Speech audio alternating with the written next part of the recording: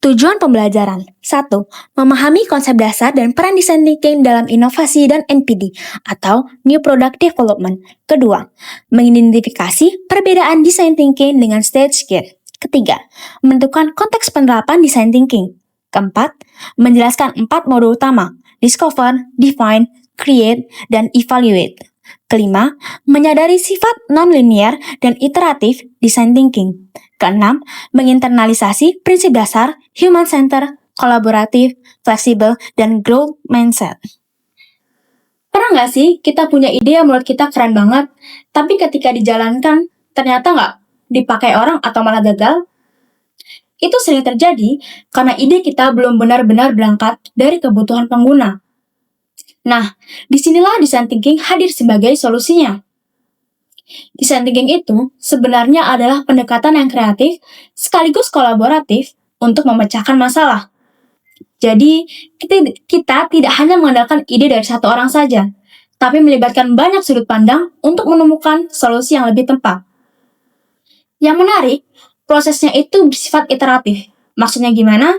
Kita mulai dengan mencoba, lalu membuat prototipe sederhana, mengujinya, kemudian memperbaiki lagi. Proses ini bisa berulang-ulang sampai menemukan solusi terbaik. Jadi, bukan jalur lurus sekali jadi. Kalau dibandingkan dengan metode linear seperti stage gate, bedanya cukup jelas. Di stage gate, prototipe baru muncul di bagian akhir. Sedangkan dalam design thinking, prototipe sudah ada dari awal, sehingga ide bisa divalidasi lebih cepat. Peran design thinking dalam inovasi dan pengembangan produk baru sangat besar.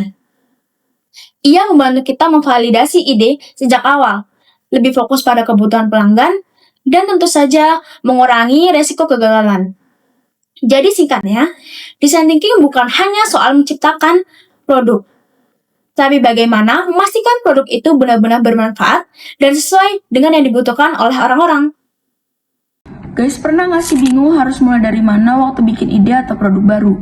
Masalahnya sering masih abu-abu, belum jelas, atau malah bikin kita nebak-nebak. Nah, justru di situ design thinking kepake banget. Contoh gampangnya, bayangin kamu mau bikin produk wearable kesehatan. Pasarnya lagi naik, semua orang pengen sehat, tapi kebutuhan penggunanya masih samar. Bahkan mereka sendiri kadang nggak tahu apa yang mereka butuhin. Kalau langsung pakai metode tradisional kayak stage gate, itu ibarat jalan lurus, stepnya jelas, tapi kalau titik awalnya aja nggak jelas, bisa-bisa kita jalan jauh tapi salah arah. Nah, design thinking ngasih pendekatan beda. Dia ngajarin kita buat fleksibel, mulai dari ngobrol sama user, bikin prototipe sederhana, lalu eksperimen kecil-kecilan. Ibaratnya, kita bikin small bets alias taruhan kecil. Kita coba ide, uji cepat, lihat respon, terus perbaiki lagi. Karena resikonya kecil, kita nggak langsung buang banyak uang dan tenaga ke satu solusi yang belum tentu sukses. Begitu kita udah nemu pola dan kebutuhan user yang paling penting, barulah kita lanjut ke tahap tradisional buat produksi massal. Jadi, design thinking ini kayak lensa yang bikin kita lebih jelas di awal sebelum masuk ke proses besar yang serius. Serunya, metode ini lahir dari campuran banyak bidang, teknik, psikologi, seni, bisnis, sampai antropologi. Dipopulerkan juga sama IDEO dan Stanford School. Jadi wajar kalau sekarang dipakai banyak perusahaan buat cari ide segar dan inovasi. Kenalkan, nama saya Zara Trimelani dengan NPM 2411012005. Di sini saya akan menjelaskan apa itu kerangka berpikir desain.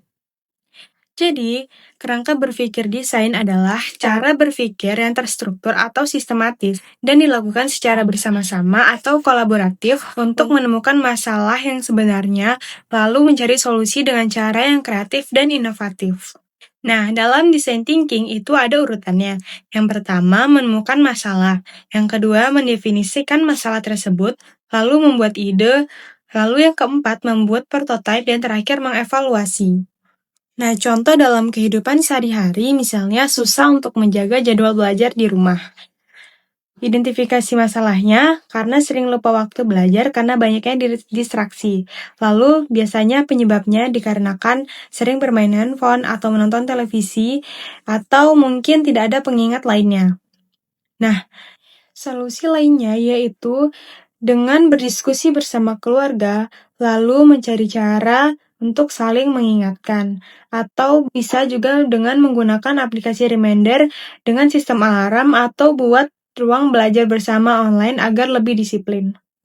Lalu selanjutnya ada fokus utama memiliki dua hal penting. Yang pertama, mengidentifikasi masalah yang tepat. Yang kedua, memecahkan masalah dengan solusi yang inovatif. Yang pertama, mengidentifikasi masalah yang tepat. Maksudnya adalah sebelum mencari solusi, kita itu harus memahami dulu masalah yang sebenarnya. Misalnya, seseorang mahasiswa atau siswa yang nilainya turun, yang awalnya itu disangka karena malas belajar, tapi setelah diteliti ternyata masalah utamanya adalah tidak paham dengan metode belajarnya. Jadi, menemukan akar masalah itu jauh lebih penting daripada menebak-nebak solusinya. Selanjutnya yang kedua, yaitu memecahkan masalah dengan solusi yang inovatif. Maksudnya,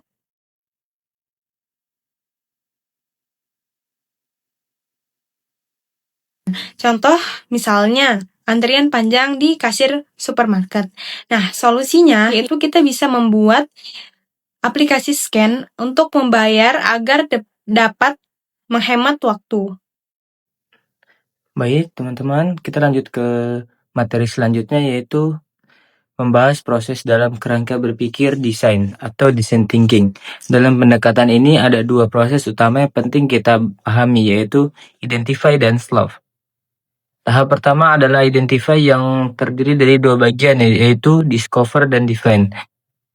Pada bagian discover kita berusaha menemukan dan memahami masalah dengan sesungguh-sungguhnya. Artinya kita tidak dapat langsung buru-buru mencari solusi, tapi mencoba menggali akar permasalahan terlebih dahulu.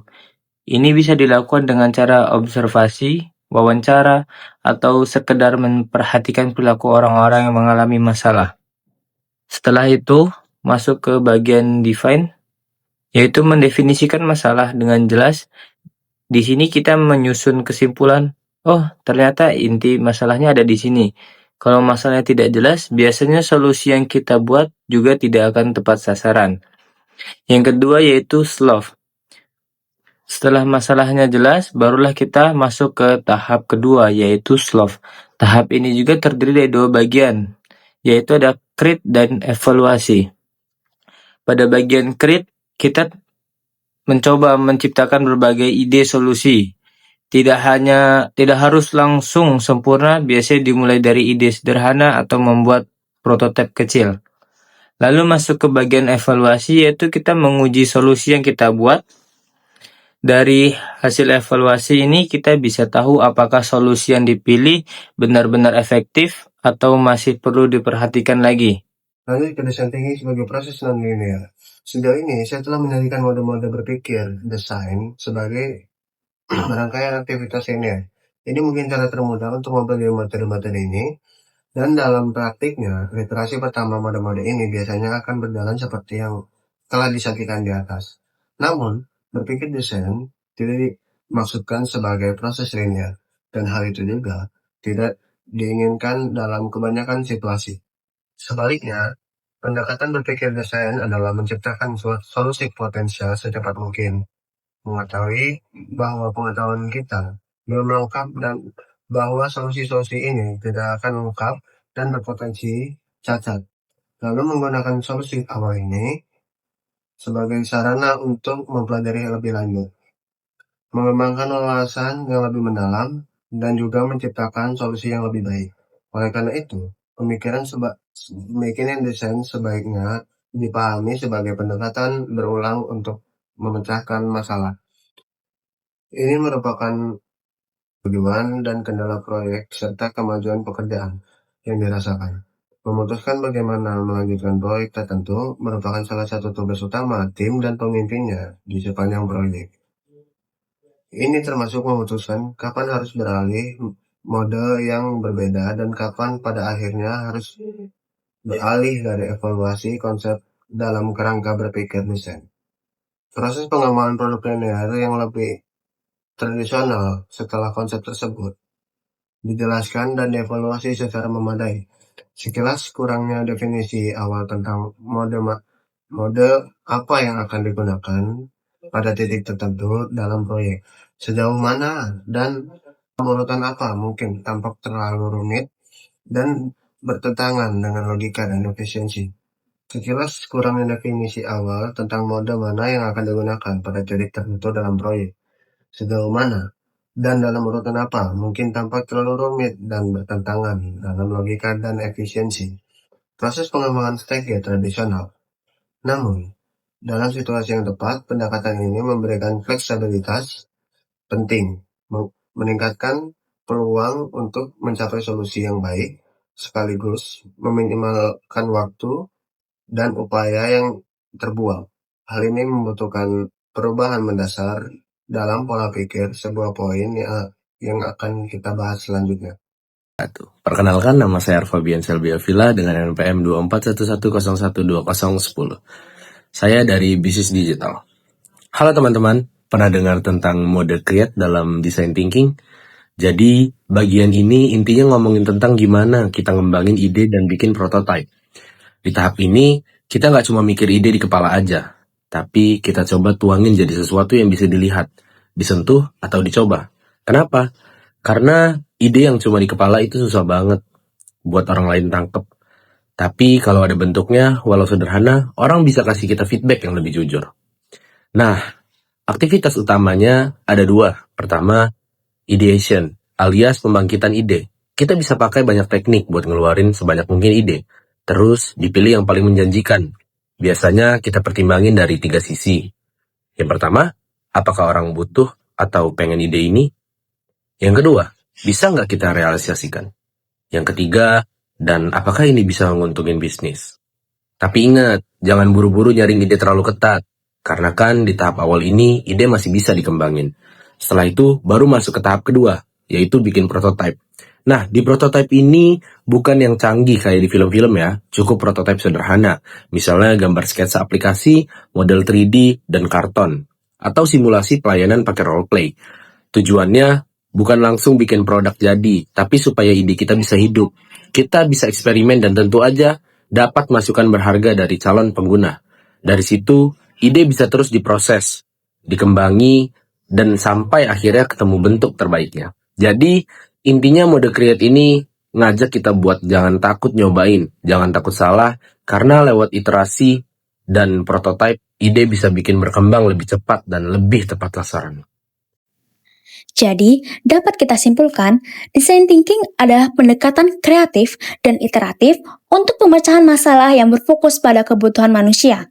Prosesnya meliputi discover, define, create, dan evaluate, dengan tujuan menemukan solusi inovatif yang relevan melalui prototipe dan umpan balik berulang. Berbeda dari metode NPD tradisional yang linear, design thinking menekankan kolaborasi lintas disiplin, fleksibilitas, dan pola pikir berani bereksperimen, sehingga lebih efektif untuk situasi dengan masalah yang belum jelas atau membutuhkan ide terobosan.